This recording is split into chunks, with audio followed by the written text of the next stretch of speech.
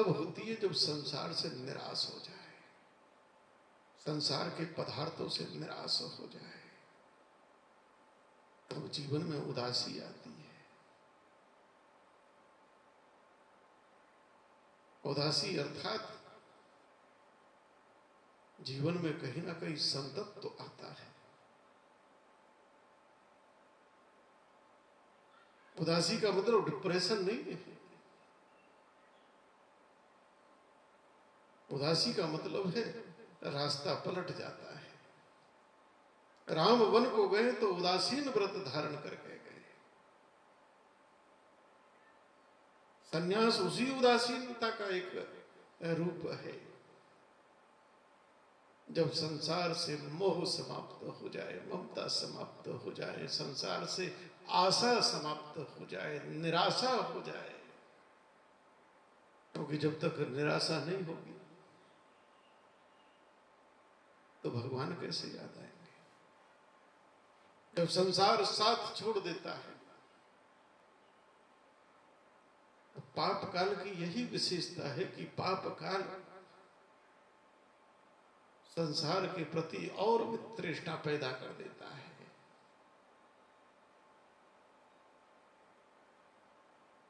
और परमात्मा का स्मरण कराता है। दुख में स्मरण सब करे। ये पाप काल की विशेषता है कि भजन पाप में होता है। जब पुण्य काल चलता है, सुख भोग ऐश्वर्य रहते हैं, तब इंसान भगवान को भूल जाता है, भूल जाता है। जब बहुत दुख चल रहे हों, संकट चल रहे हों, तो निराश नहीं होना। पाप कट रहे, भोगने तो थे ही। अरे 4 दुख भगवान और डाल दे। जब दुख डाल ही रखे, दुख भोग ही रहे, और डाल दे, जल्दी से कटे। ये पाप काल समाप्त हो तो पुण्य काल आए, पुण्य काल आए, जीवन में सुख आए, सवेरा आए। न सदैव पाप काल रहता है, न सदैव पुण्य काल रहता है। ये काल चक्र ही चलता रहता है, चलता रहता है, चलता रहता है। पुण्य पुंज बिनु मिले ही न संता। जीवन में जब पुण्यों का पहाड़ हो जाता है, जन्म जन्म में जो किए हुए सत्कर्म है, पुण्य कर्म है, सेवा है, दान है, सुमरण है, दुआएं हैं, आशीर्वाद है, भक्ति है, भजन है, जप है, तप है, समर्पण है, और जब ये इकट्ठा होते होते होते पहाड़ बन जाता है।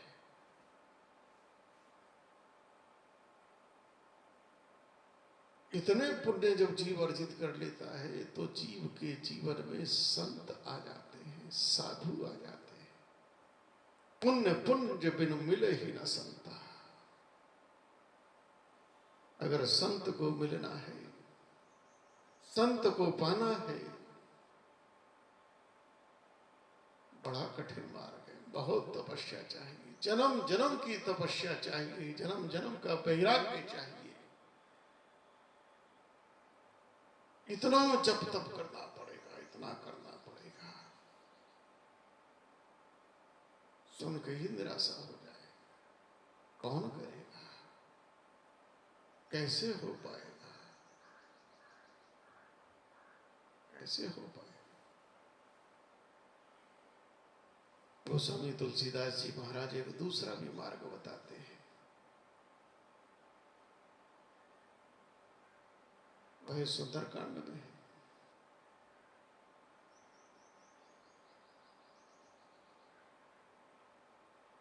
लंका के अंदर बैठा हुआ विभीषण विचार करते हैं। लंका निश्चर निवासा, 400 कोस की समुद्र को पार करके, रावण की सुरक्षा व्यवस्था को भेद करके, राक्षसों से बचकर लंका में कौन साधु आ सकता है? कैसे आ सकता है? लंका में संत ना, मैं अभागा रह जाऊंगा, क्योंकि भगवान का तो संकल्प है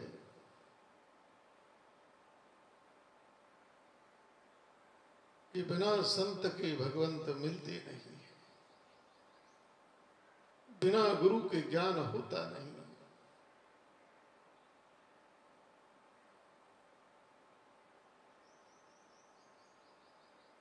गुरु बिन ज्ञान, ज्ञान बिन भक्ति, भक्ति बिन भगवान ना। यह कैसे कोई संत आएगा, कैसे साधु आएगा? लेकिन एक दिन संत पधार जाते हैं, श्री हनुमान जैसे संत पधार जाते हैं, विभीषण के द्वार की कुंडी खटखटा देते हैं,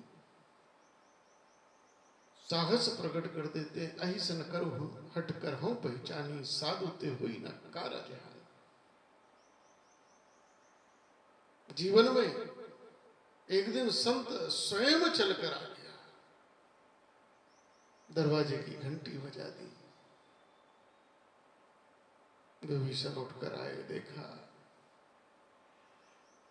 और विभीषण ने एक सिद्धांत यहां बोल दिया कि अब मोहि भा भरोस हनुमंता, बिनु हरि कृपा मिले ही नहीं संता। आज भरोसा हो गया, भरोसा हो गया है। क्या?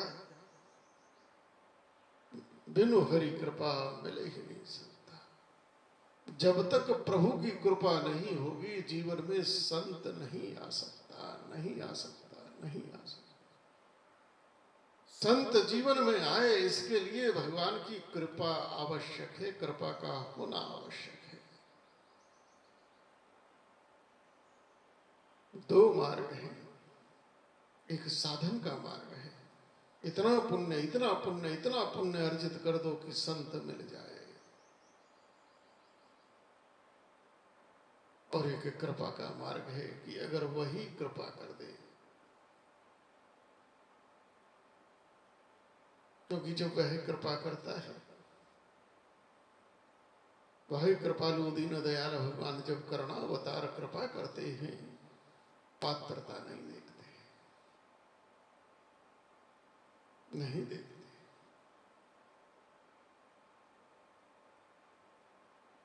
दो ही तरीके हैं कि या तो जहां जाना है, जहां पहुंचना है, चलकर पहुंचो, या जिसके पास पहुंचना था ऐसी कृपा हुई कि वह, हम तो विचार करते थे, वो स्वयं ही आ गया। संत का मिलन एक साधन मार्ग है और एक कृपा मार्ग है।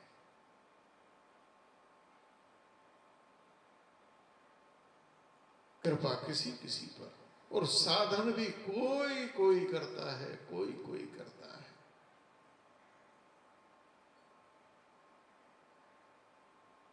संत का मिलना बड़ा कठिन है, बहुत कठिन है। और जिस क्षण जीवन में संत मिल जाए, तो समझ लेना कि आज भगवत कृपा हो गई, हो गई। साधु मिला, साधु से मिलन हुआ, गुरु से मिलन हुआ। गुरु पूर्ण पायो बड़ा भाग।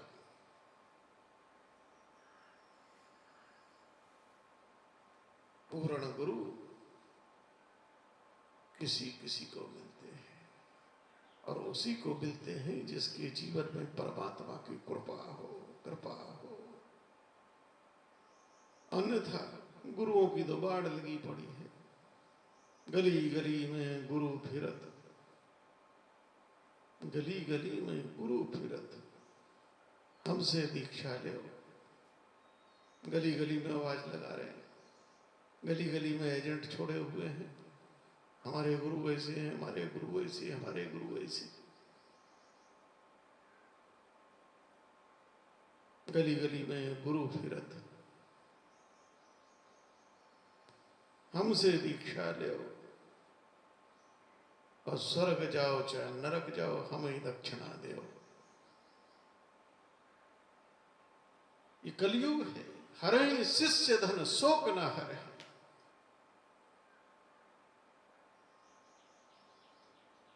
सारा का सारा प्रपंच करेंगे, सारी की सारी कथा करेंगे, सारे के सारे नाटक करेंगे, केवल और केवल किस लिए कि चेला चढ़ाता रहे, बस चढ़ाता रहे, चढ़ाता रहे। सब चढ़ोतरी की करामात हो रही है।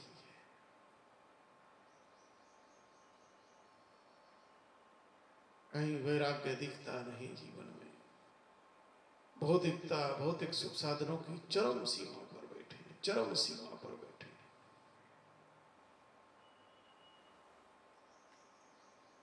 कैसे जीव का कल्याण होगा?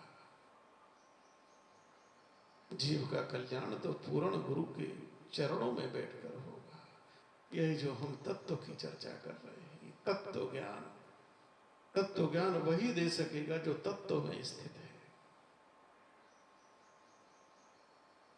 जिसके चिंतन में, जिसके विचारों में तत्व है, सृष्टि का कारक तत्व है, वही दे सकेगा। विचारों की उत्पत्ति है, सत्व रज तम से उत्पत्ति है। गुणों से विचारों की उत्पत्ति, विचारों से कर्म की उत्पत्ति, और कर्म में बुद्धि आ जाती है। और जिसकी बुद्धि विवेक से युक्त है वह सत्कर्म की ओर मुड़ जाता है, आत्म तत्व की ओर मुड़ जाता है। और जिसके जीवन में विवेक शक्ति क्षीण है, विवेक नहीं है, ऐसा मनुष्य बलात् इंद्रियों के द्वारा हरण कर लिया जाता है और विषय भोग वासनाओं में उलझा दिया जाता है, उलझ जाता है। और जो उलझ जाता है वो मंजिल कभी नहीं पा पाता। जो जल नदी के स्रोत से चलता है, जो जल नदी के स्रोत से चलता है, मूल से चलता है, बहते बहते बहते बहते बहते चलते चलते चलते अनवरत चलते चलते एक दिन सागर में मिलकर सागर हो जाता है, पूर्ण हो जाता है। लेकिन कौन सा जल जो रुकता नहीं है, निरंतर चलता रहता है, चलता रहता है, चलता रहता है। किंतु जो रुक गया, नदी का जो जल अपने पाट को छोड़कर हट गया, रुक गया, ठहर गया, नदी की मूल धारा को छोड़कर नहरों में चला गया, ताल तलैयाओं में चला गया, वो सागर तक नहीं पहुंच पाता, वो समुद्र नहीं हो पाता, वो पूर्ण नहीं हो पाता, वो विराट नहीं हो पाता। उसका अस्तित्व वहीं मिट जाता है, ताल तलैयाओं में जाकर वहीं सड़ जाता है, सूख जाता है। भक्ति का मार्ग भी ऐसा ही है। भक्ति के मार्ग में विश्राम नहीं है। जो ठहर गया, जो रुक गया, वो धारा से अलग हो गया। इसलिए जब भक्ति की ओर श्री हनुमान जी महाराज चले अंगूठी लेकर,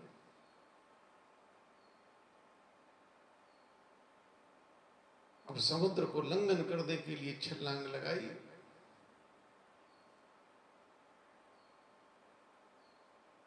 तो समुद्र में से एक पर्वत निकलकर खड़ा हो गया।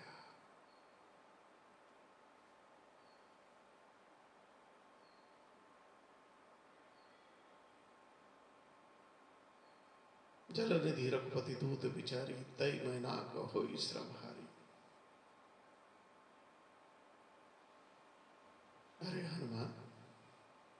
इतनी लंबी यात्रा है, थोड़ा ठहर जाओ, रुक जाओ, विश्राम कर लो, थोड़ा शयन कर लो, थोड़ा भोग कर लो,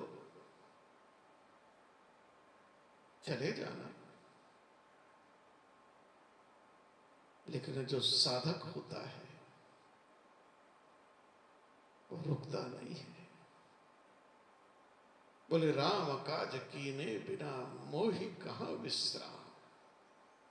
मुझे विश्राम तो तब है जब मैं उस अनंत में मिल जाऊं, मंजिल को पा जाऊं,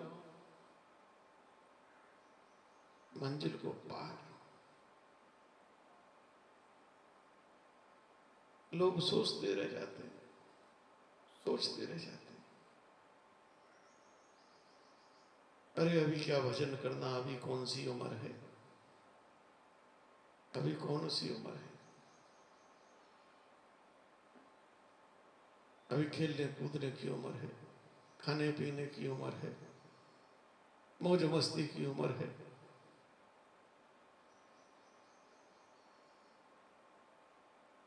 अगर कोई नौजवान, कोई बालक सत्संग में जाने लगे, मंदिर में जाने लगे,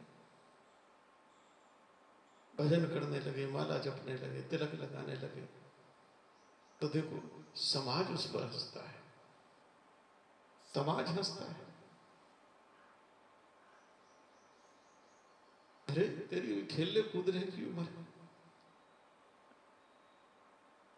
ये उम्र कोई भजन करने की है, ये उम्र कोई गीता पढ़ने की है, रामायण पढ़ने की है। मैं कहता हूं यही उम्र है, यही उम्र है।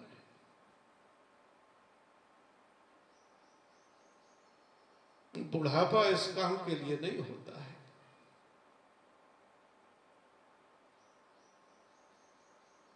बुढ़ापा में तो भजन मजबूरी हो जाता है। क्या करें, शरीर चलता नहीं, इंद्रियां चलती नहीं, मन अभी भी भागता है। बुढ़ापे में तो मजबूरी है, भजन साधन नहीं है। उम्र यही है, यूं नामः तपाहा, भरी जवानी में जो तपस्या करे वही तप है, वही तप है। आज से, अभी से भजन, अभी से भक्ति। मैं देखता हूं सनातन हिंदू धर्मावलंबियों को, आए दिन पानी पी पी के मुसलमानों को गाली, मुसलमान ये टोपी वाले, ये दाढ़ी वाले, ये मस्जिद से माइक लगा के चिल्लाने वाले,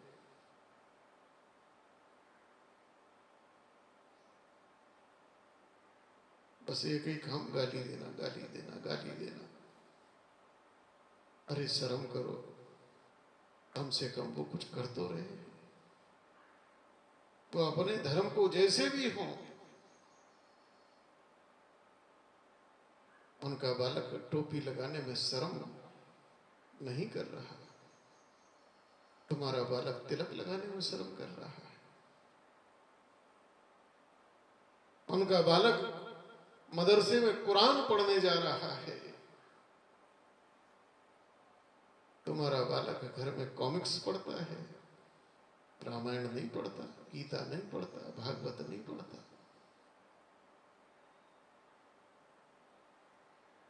उनका बालक मस्जिद में जाकर नमाज करता है, तुम्हारा बालक कितने दिन मंदिर जाता है, तुम कितने दिन उस बच्चे का हाथ पकड़कर मंदिर ले गए हो, तुम खुद नहीं जाते हो।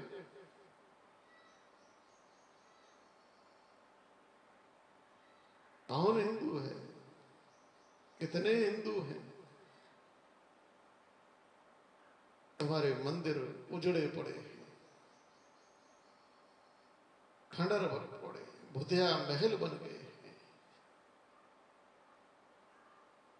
केवल पत्थर पत्थर लगा है, क्योंकि तुम्हारी भावनाएं, तुम्हारी आस्थाएं भी पत्थर हो चुकी हैं। एक पुजारी रख दिया है घंटी बजाने को, आरती उतारने को।